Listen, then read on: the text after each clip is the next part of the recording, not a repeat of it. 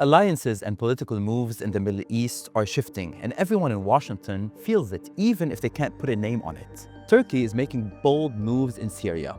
The Gaza Stabilization Force is hanging by a thread, and Saudi Arabia is competing suddenly on all fronts.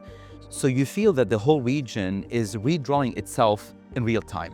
And when the ground moves that fast or like that, we have to go to someone who can actually read the fault lines. Soner Gagaptay, director of the Turkish research program in the Washington Institute for Near East Policy, one of the sharpest interpreters of Turkish power in this town in Washington, D.C.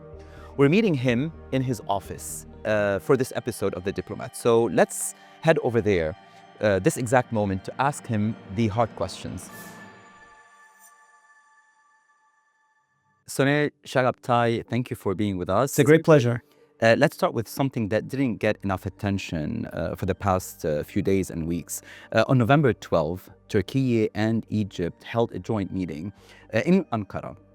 And for the first time in years, they coordinated and they talked about Gaza, the reconstruction, the stabilization force, even the two sidetrack. What changed between the relationship with Erdogan and Egypt and Sisi? Is this just a tactical coordination because of what's happening, because of the shift in the region, specifically after the few weeks and months and the years of wars, or the start of a deeper realignment between these two countries? Goes back to the beginning of the Arab uprisings, when Morsi was ousted there by Sisi. Erdogan called Sisi a dictator, threatened to take Egypt to the UN Security Council, and Turkish-Egyptian ties simply ruptured. For about a decade, there was very little political business, no visits, ambassadors were ousted. There was not a Turkish representation in Cairo.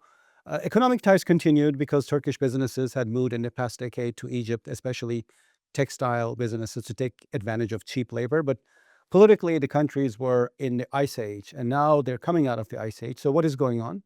I think if you sit in Cairo and you look around, you see Turkey everywhere. Turkey is in Sudan, actively involved in that country's civil war. Turkey is in Gaza. It's now a participant to the Gaza peace plan, having sponsored it by bringing Hamas to the table. And to the west of Egypt, Turkey is in Libya. So if you sit in Cairo, you can't do Egyptian strategy without taking Turkey into account. And the missing piece was the chemistry between the two principals. You know, the elites had started to talk to each other. Foreign ministries were engaging each other once again. As I said, there were business ties. But Sisi not only invited Erdogan to Cairo, but he met him at the airport, literally at the doors of his plane, saying, "Welcome to the Egyptian capital." So something quite significant is going on. The alignment, I think Egypt has become an inward-looking state in the past decade. It's no more a civilizational power that shapes the outcome of events in its region. It's kind of really inward-looking and kind of self-contained. And Egypt is looking at its immediate neighborhood in eastern Libya, which Egyptians consider to be their backyard, Sudan, kind of an extension of the Nile River, and Gaza, and they see Turkey everywhere. But Turkey and Egypt, they've been on opposite sides of the Muslim Brotherhood Yes. issue 100%. for years. Right. Did they agree now to put this on the side?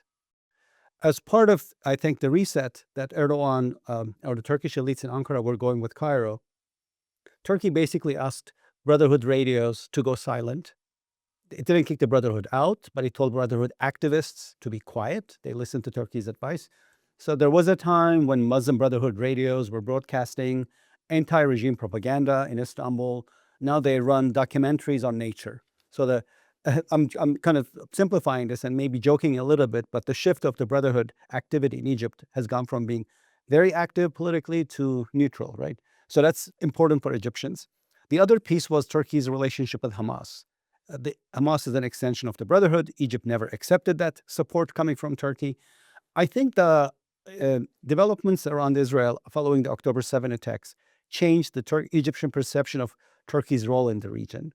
I think Egyptians realized that only with Turkey they can impose a peace on Israel, and that probably worked because the missing piece in bringing Hamas to the table was that Qatar was telling Hamas to come to the table, but it looked like Qatari guarantees to Hamas did not really matter. Israelis struck at Hamas leadership in Qatar. I think Turkey probably told the Hamas people and said, look, we can guarantee your security if you support this peace deal, You have to come on board. And if you do not come on board, we cannot protect you. So this was telling the Hamas leadership, there's no place for you to go now that Qatar is also not safe.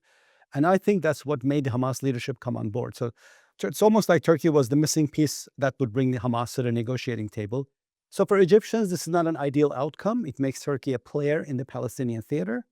But they're also coordinating because I think Egypt now sees that it can do so much more with Turkey in Sudan and in Libya. And Gaza is only one area of cooperation now. I think Egypt realized that it alone cannot bring Hamas to the table. And yet with Turkey, Hamas was coming to the table. And I think this is also how Trump sees Turkey's role in the Palestinian theater. I think Trump believes that Turkey at least halfway helped end the war in Gaza. Halfway meaning if Trump brought Netanyahu to the table, Turkey brought Hamas to the table. But Trump sees it this way, but the Israelis don't see it this way, or at least Netanyahu's government doesn't see it this way. Israelis don't have a benign view of Turkish involvement. I think they're completely alarmed by Turkey's newfound role in regional affairs. So, we looked at the region sitting from Cairo, and I said, if you sit in Cairo, you see Turkey to the east, to the south, and to the west. But that's confusing. That's confusing for a lot of people. That's confusing for the Israelis. That's confusing also for a lot of people in Washington, D.C. Yeah. If you sit in Israel, now Turkey is your neighbor to the north in Syria. Turkish-backed HTS kicked out the Assad regime. Turkey is the most powerful country in Syria right now. Turkey is present in Gaza somehow. And I think the Israelis now have a Turkish threat that is brewing because they see Erdogan as the Sultan who's restoring the Ottoman Empire. I don't think that's where Erdogan is heading. I think Turkey wants to stabilize Syria for a very Turkish-serving goal. There are about 4 million Syrian refugees in Turkey. They constitute a nearly 5% addition to Turkey's population of 85 million people. The warm welcome that people gave to the refugees for about a decade is now gone. It's got a lot to do with the economy in Turkey not doing well. You have anti-refugee movements, powerful anti-immigrant political parties challenging Erdogan from all sides. He has elections to win in 2028, maybe early in 2027. And given that the economy in Turkey is not doing very well, anti-refugee sentiments will only rise further. So he wants some of these Syrians to go back. Not all will go back. Some are born in Turkey. Some speak better Turkish than Arabic. But you could imagine if Syria stabilizes, many will go back. And the perception that the refugees are an economic burden will no more be there. So that's Turkey's very altruistic, Turkey-serving goal in Syria. They want stable Syria, so the refugees will go back. That, in a way, makes sense regarding to Syria. Right. But it doesn't really make sense for a lot of people who are trying to understand the vibe or the energy and the political moves that involves Trump, Erdogan, and Netanyahu. How is this triangle makes sense? What are your sources telling you, specifically that you have a lot of people who work here in the Washington Institute, specifically about this, and they have also connections with the Israeli government? How does that make sense? How can we explain it? Trump has really good ties with Erdogan and Netanyahu. Erdogan and Netanyahu don't have good ties with each other. So it's like it's an incomplete triangle. And I think Trump is the connective tissue. Trump would ideally like Turkey and Israel to get along because they're America's two allies. And I think Trump maybe have actually imposed some kind of a detente in the Turkish-Israeli relationship. There was some talk after Turkey brought Hamas to the table in Gaza that there could be Turkish military deployment to Gaza. That didn't happen with the US veto. And then at the same time, though, Trump also told the Israelis that they cannot carry out further airstrikes in Syria. So it's almost like Trump vetoed Turkish involvement in Gaza and further Israeli strikes in Syria simultaneously, imposing a detente between the two countries, telling the Turks, Gaza is Israel's backyard, don't go there, and telling the Israelis, Syria is Turkey's backyard, don't go there. That could be sustainable. I think for Syria right now, what you need is stability. That won't come if other countries are bombing Syria and doing strikes. And I can also see how this could be productive in Gaza affairs, because Egypt will always be resentful of an elevated Turkish role in the Palestinian theater, regardless of how much it works with Turkey in Libya and Sudan. So I feel like Egyptians now feel like they could be in the lead, and Turkey doesn't have to lead necessarily. I think for the Israelis, Turkey still constitutes a threat. I think it's elevated, it's irrational. Turkey in Syria is a fact. But Turkey in Syria is much better, 10 times better than Iran in Syria, from the Israeli perspective and from the regional perspective. You mentioned stabilization in relation to Gaza. When you hear Turkey and Egypt echo each other on the ISF or the stabilization force, international stabilization force in Gaza, what does that really, or what are they worried about, Turkey and Egypt? What are they worried about in terms of ISF? And what part of the mandate is a deal breaker? You mean for the Israelis or for the... For both Turkey and Egypt.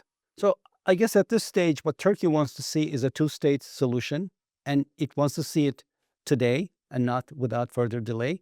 Israeli politics is not there anymore. I think Israeli politics has swung to the right after the attacks of October 7th. Many of the people targeted were leftists and others who actually wanted a two-state solution. So maybe the attackers also can undermine this demographic base in Israeli society. So Israeli society has moved away from a two-state solution. Turkey wants to see that. I guess other regional actors and Egyptians and others also want to see that. The Egyptians and the Saudis and the Turks and even the Qataris are, I think, united behind the Trump plan.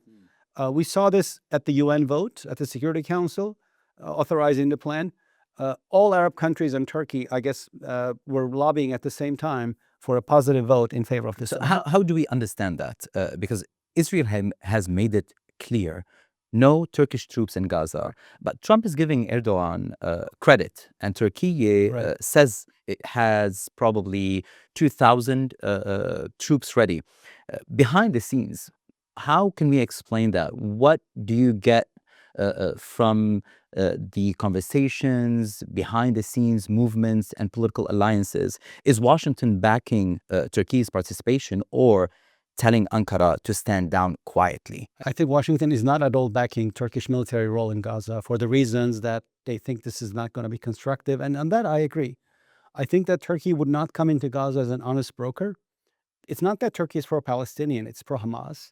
It would make it kind of not an honest broker in the conflict. And for me, the biggest risk, of course, is what if Israeli troops accidentally shoot at Turkish troops and kill a Turkish soldier? So you mean Turkey will not join ISF, the International Stabilization Force? I think it's very unlikely. I think there will be a Turkish role. Very unlikely. Very unlikely that Turkish role, there will be a military role for Turkey. I think Turkey will be there for humanitarian aid, relief, and reconstruction through its civilian agencies.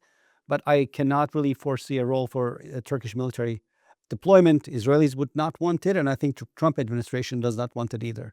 Washington and the Trump administration are seeing this, and they're saying, let's not force ourselves into this choice. And eliminating that goes through not having a military role for Turkey. And honestly, I think Turkish policymakers, even though it looks like they want to be involved militarily, are probably taking a deep breath and saying, oh, thank God we did not get involved. Because they also know that it's very messy for Turkey to be involved right now.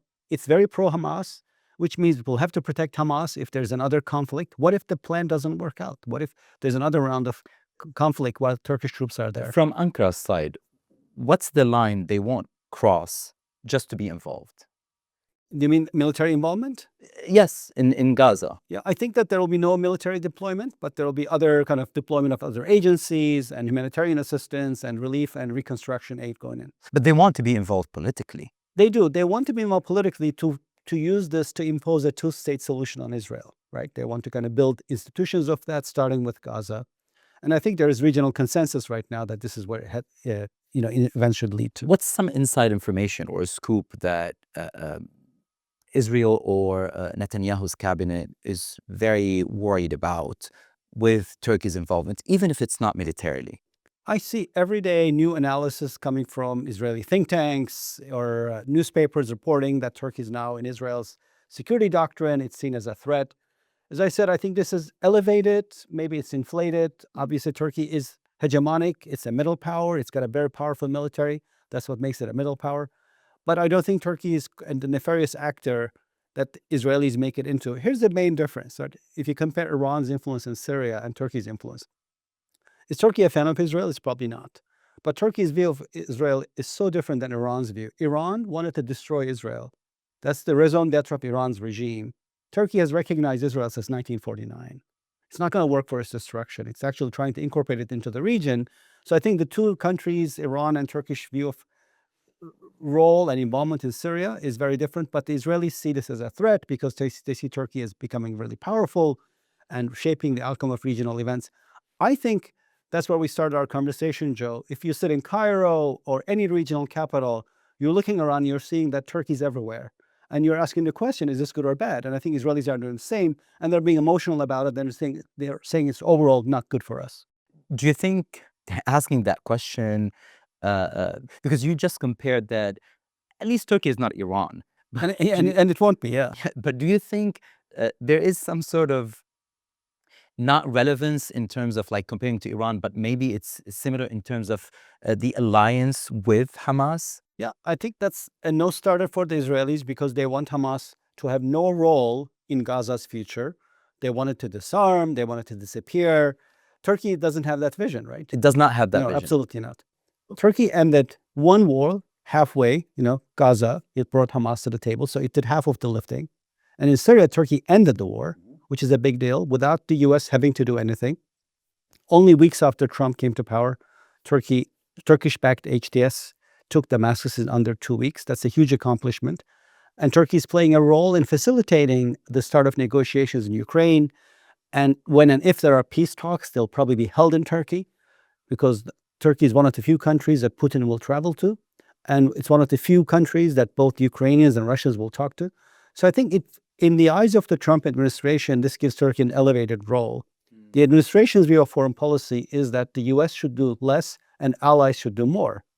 An ally, Turkey, has already helped end one war, has done half of the work to end another war, and could help end yet a third war in Ukraine. So that means a very elevated profile. It's no accident that recently President Erdogan of Turkey was here. He was received to our meeting with President Trump. There's a lot of publicity, given that the last time Erdogan came here was almost a decade ago. I think we're also talking about a significant amount of political chemistry between the two principals, Erdogan and Trump. They like each other. Trump said that when he was voted out of office, Erdogan stood by him. I think he appreciates that support. And I guess this will result in some kind of a reset in U.S.-Turkish military ties. Turkey wants to buy advanced weaponry from the U.S., including F-35 fighter jets. Let's link everything together. Syria, Turkey, and Saudi Arabia. You have called Turkey the most important stakeholder in Syria, but Saudi Arabia is clearly pushing a rival model. What does that look like on the ground right now? Where does Turkish influence end and Saudi influence begin? I actually think of the two countries' role being complementary. Turkey is bringing a lot of institutions to Syria. Syria went through an awful civil war. Half of its population was displaced. It lost much of its infrastructure. So it needs kind of state building again. Someone needs to provide services, reestablish and rebuild infrastructure. Turkey has agencies to do that, the government departments. From the high school I went to in Istanbul to the General Accounting Office in Ankara, every Turkish institution is 200 years old. So they're seasoned. I think that's what makes Turkey unique in the region. It's got institutions that are capable and well-seasoned and are at least a couple of 100 years old. But Turkey is a resource-poor country. It doesn't have the money. That should go with empowering these institutions. So if Turkey is to build a new highway or railway or internet infrastructure for Syria, it has institutions to do that, but not the money. So far, the Turks have relied on Qataris. Turkey's Middle East policy has relied on Qatari largesse, where Qatar brings money. And Qatar has relied on Turkey's institutions because it's a small state with a small human resource pool. It doesn't have the depth to develop these institutions that you need to flex your muscles. This was their goal, I think, in various post-conflict places, such as in Libya. I think this is also the vision, perhaps, going forward for Gaza. We have discussed that unlikely that there will be a Turkish military deployment to Gaza, but there will be Turkish NGOs active for rebuilding and construction and humanitarian relief. I guess they'll be supported by Qatari money. Is that why Israeli politicians always see Turkish involvement because of the closeness to Qatar? I think so. I think the Turkish, you could say that the Middle East has now three poles, right? Iran and its clients, Israelis and GCC members, Gulf Cooperation Council members, and Turkey and Qatar are the third pole. They're not opposing or in love with these poles. It's just a triangular relationship where everyone dislikes everyone. So Israelis therefore view the Turkish-Qatari pole with consternation because they see this as the pole that has supported the Brotherhood most regionally. What Turks are trying to do in Syria, Joe, to go back to your question, is they want to bring the Saudis on board also. to help with reconstruction. So far, what I've heard is that there's not enough Saudi money to justify reconstruction. I think much of the money is coming to pay for salaries of government workers and people in the military, but you need much more money than that. And I feel like we're not there yet. Because an Israeli minister just said Turkey is the greatest threat to Israel. But at the same time, the United States is working with Turkey on Gaza and Syria, as you mentioned, and now with Egypt, and still sees Ankara as a key NATO player. How does Turkey manage being a security partner to Washington and a security threat to Israel at the same time? Yeah, I think it goes through Turkey's elevated role in the region, right? Turkey is now Israel's neighbor in Syria, direct neighbor through its influence in Syria. It's there with all its institutions. Even if Turkish troops are not deployed to Gaza, through its humanitarian agencies and sponsorship of the Israeli-Hamas peace plan, Turkey is a present neighbor to Israel in the Gaza Strip. So from the Israeli perspective, I think because of the past Turkish support to Brotherhood and Hamas, this is seen as nefarious and unwelcome. I think from Trump's perspective, Turkey is a partner because Turkey is helping end conflicts. There's a perception in Washington that this is the time of great power competition, right? You have China, Russia, both of which are aspiring global powers that are competing with the US for influence. And it looks like going beyond the Middle East in Eurasia, so that means from the Balkans to China, and Muslim Africa, Sahel and Horn of Africa, Turkey has significant hard and soft power. And beyond the administration, a lot of people look at Turkey as a partner in great power competition against Russia and China. So I think Turkey's profile is elevated because of its role in helping end the wars for the administration. And broadly speaking, it's seen as a very good middle power partner to the US in confronting Russian and Chinese influence globally. But why we don't hear about normalization between Israel and Turkey? Can the normalization between these two countries happen? Because we hear stories about pushing for normalization between Saudi Arabia and Israel right now.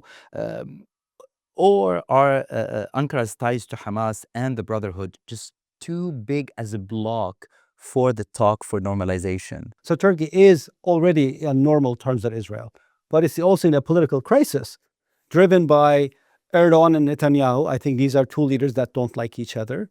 You have bureaucracies that don't trust each other, and you have populations that don't like each other. Turkey saw the post-October 7 only through the Gaza war, and there's very powerful anti-Israeli sentiments in Turkish society.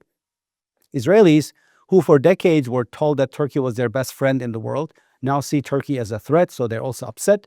So I feel like from the presidents through government agencies down to populations, you have lack of trust. And in my view, Joe, until the presidents change, there's no Erdogan in Turkey or Netanyahu in Israel, we're not going to see a reset in the relationship. You're going to see this crisis mode and the relationship continue. Relationship will never collapse. Diplomatic ties still continue. The two countries have not extradited their ambassadors. There's still diplomatic ties. And what is more important, economic ties are still continuing. In the old times when Turkey and Israel had very good relations in the 90s, they signed free trade agreements. Despite the ups and downs in the relationship during the Erdogan and Trump periods, the free trade agreements were not annulled. Trade continues. In fact, trade increases.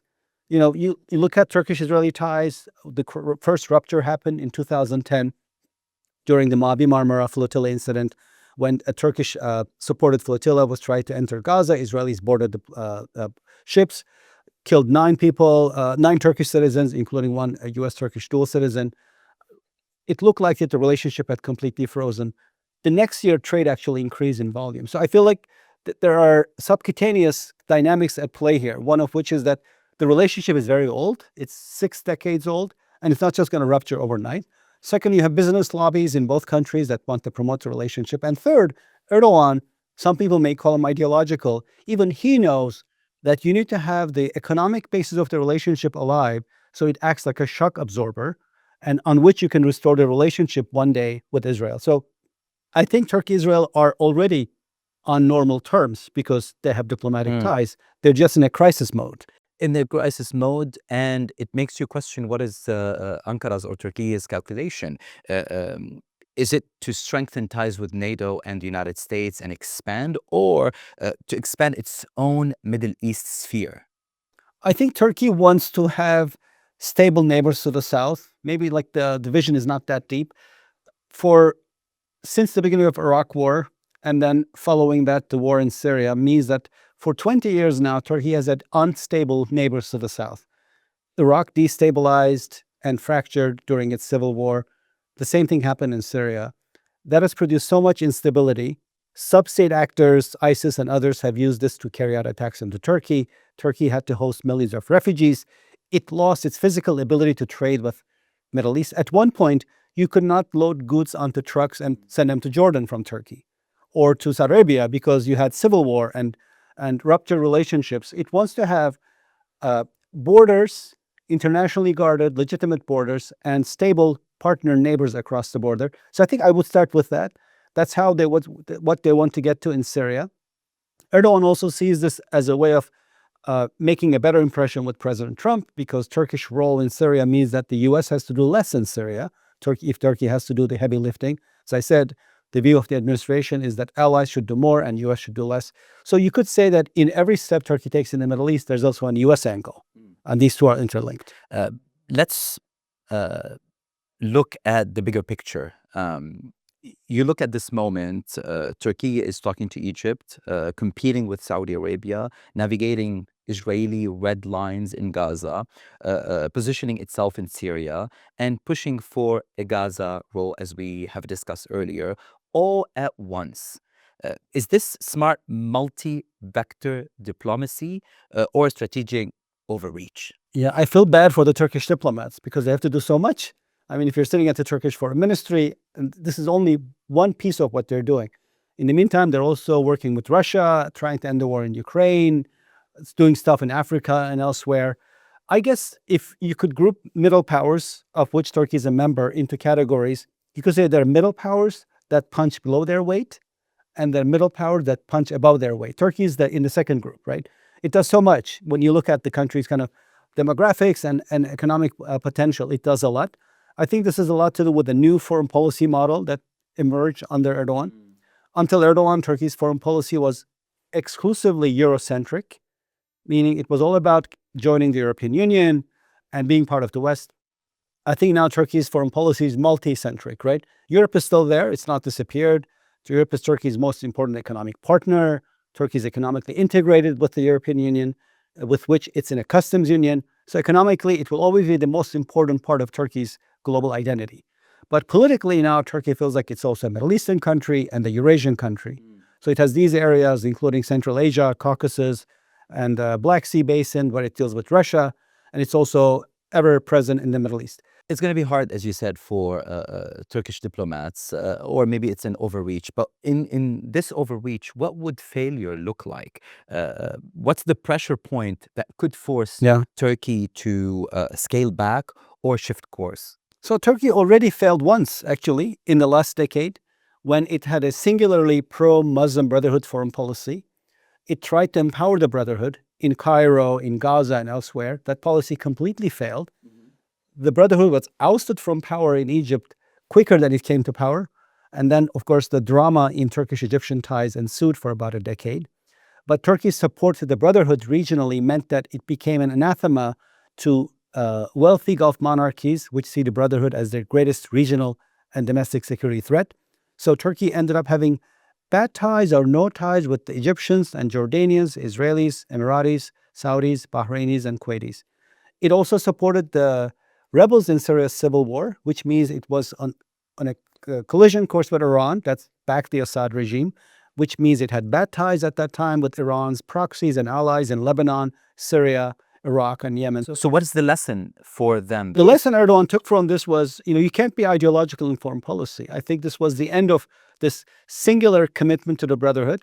Erdogan is a master of 180s. Around 2010, he pivoted. And he reached out to the Saudis. He offered to the Crown Prince peace. And I think that was followed with the transfer of the court case that the Crown Prince allegedly played in the murder of Washington Post columnist Khashoggi to Saudi courts. Saudi Arabia is an absolute monarchy. If you transfer the court case to Saudi courts, the case is closed.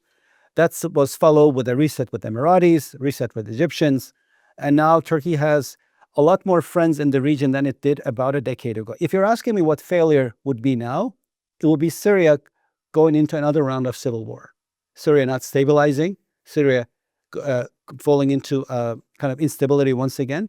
That would create huge amount of burdens and risks for Turkey.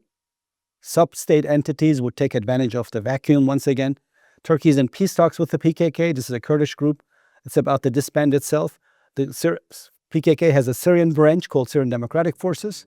They're supposed to follow the PKK's lead and disarm, but if Syria fractured, I cannot see the SDF integrating into Syria.